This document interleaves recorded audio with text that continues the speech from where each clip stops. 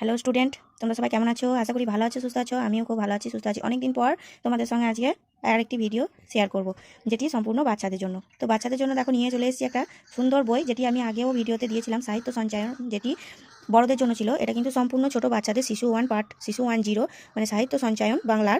কিন্তু এটা সম্পূর্ণ ছোট বাচ্চা এবং নার্সারিদের জন্য সম্পূর্ণ এই বইটি, যে নার্সারির বাচ্চারা কী কী শিখবে, একদম ছোট যারা একদম শিশু জিরো, যে হ্যাঁ তাদের দ্বারা কী কী শিখবে, সেই সাহিত্য সঞ্চয়ন থেকেই আমি আজকে কিছু পার্ট দেখাবো। তো সেই পার্টগুলি তোমরা দেখে নাও।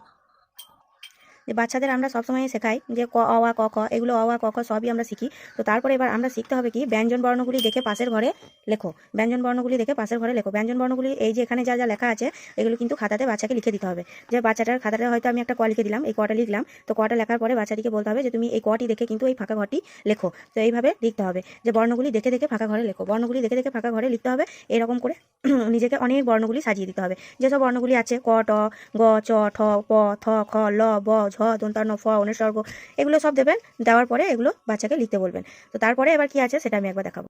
তারপরে আছে ফাঁকা ঘরে আগের বর্ণটি লেখো, আগের ব্যঞ্জন বর্ণটি লেখো। তাহলে আমরা জানি ব্যঞ্জন বর্ণ, স্বরবর্ণ, এগুলো আমরা জানি। তো ফাঁকা ঘরে যে আগের ব্যঞ্জন বর্ণটি লিখতে হবে, তাহলে এখানে লেখা আছে কি খ, এর আগে কি লিখতে হবে ক, সেই কটি কিন্তু এখানে আমাকে লিখতে হবে। তারপরে এখানে আছে কি ছ, এর আগে লিখতে হবে কি আমাকে এখানে চ, তাহলে চটা আমার লেখা হয়ে গেল। তারপর এখানে আছে কি ড, তাহলে ড এর আগে যেটা হবে সেটা লিখতে হবে। ভয়ের আগে যেটা আছে লিখতে হবে ল, এর আগে দন্তা নয়ের আগে, এই আগের ব্যঞ্জন বর্ণটি লিখতে হবে এই ফাঁকা ঘরে। তারপরেটি দেখুন, তারপরেটি আছে কি ফাঁকা ঘরে পরের বর্ণটি লেখো। পরের বর্ণটি লিখতে গেলে এখানে ট আছে, ট এর পরে কি হবে সেই বর্ণটি আমাকে লিখতে হবে ঠ। তারপর এখানে আছে ঝ, এর পরের বর্ণটি কি হবে সেটি আমাদেরকে লিখতে হবে বর্গীয় জ। এইভাবে কিন্তু আমাদের বাচ্চাদের খাতাতে সাজিয়ে দিতে হবে। এবং আর সব সময় বলি কি যে বাচ্চাদেরকে মানে ব্যঞ্জন বর্ণ স্বরবর্ণ সত্যি খুবই কঠিন। তো বাচ্চাদের ক্ষেত্রে খুবই মানে ওটা চাপের হয়ে যায়। তো চাপের হলেও তাদেরকে আস্তে আস্তে পড়াতে হবে, কারণ কি তাদের মনে থাকবে না, সবসময় হয়তো ভুলে যাবে। তো আবার মনে করিয়ে দিতে হবে, আগের অক্ষর পরের অক্ষর, এইভাবে কিন্তু টানা কন্টিনিউ একটা বছর শেখাতে হবে। কন্টিনিউ যদি একটা বছর শেখানো হয় তাহলে তাদের কিন্তু আর কোনো কিছু ভুল হবে না।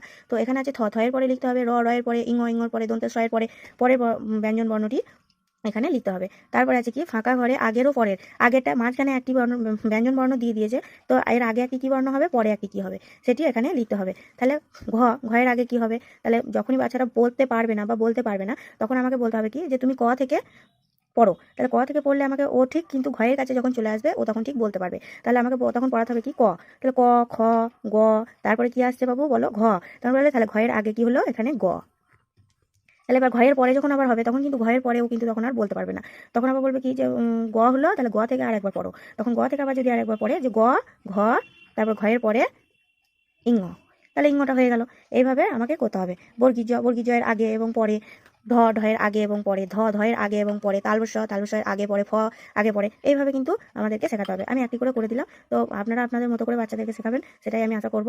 যে বাচ্চারা কিন্তু ব্যঞ্জনবর্ণ স্বরবর্ণ সবসময় ভুলে যায়, লিখতেও ভুলে, পড়তেও ভুলে। কারণ ব্যঞ্জন আমাদের ইংলিশের থেকে বাংলাটা সব থেকে বেশি কঠিন। তো বাংলাটা শিখতে আমাদের অনেকটাই দেরি হয় বাচ্চাদের ক্ষেত্রে।